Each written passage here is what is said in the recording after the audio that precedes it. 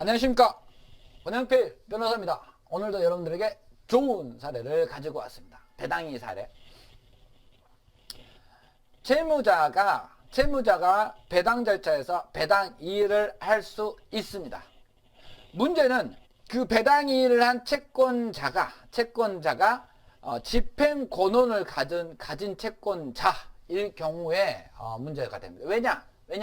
집행 권한을 가진 채권자에 대해서는 이 채권을 부정하기 위해서, 이 집행 권한을 부인하기 위해서는 청구 이의소를 제기해야만 집행 권한이 깨지는 것입니다.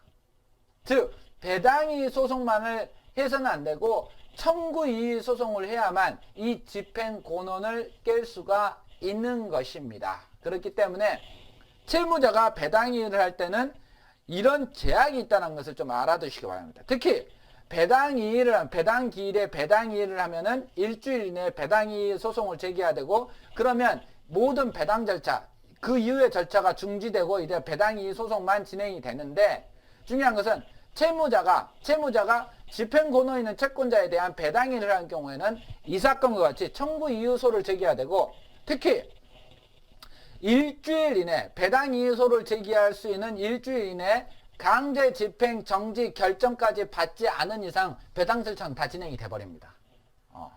이 부분은 제가 다른 동영상에서도 말씀을 드리겠지만 여하튼 채무자가 배당 이의를 할 때 채권자가 집행 권한을 가진 채권자라고 한다면 채무자에, 그러면 이 배당 이의는 사실상 청구 이의와 실질적으로 동일한 절차를 진행을 해야 된다는 것입니다. 한번 봅시다.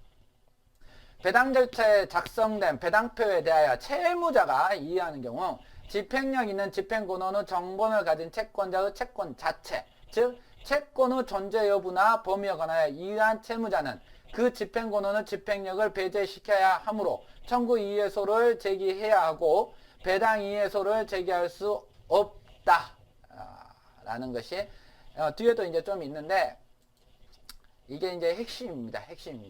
채무자 역시 배당이 참가하지 못하는 위와 같은 채권자의 채권을 배당한다는 이유로 배당 이의소를 제기할 수 없다라는 것입니다.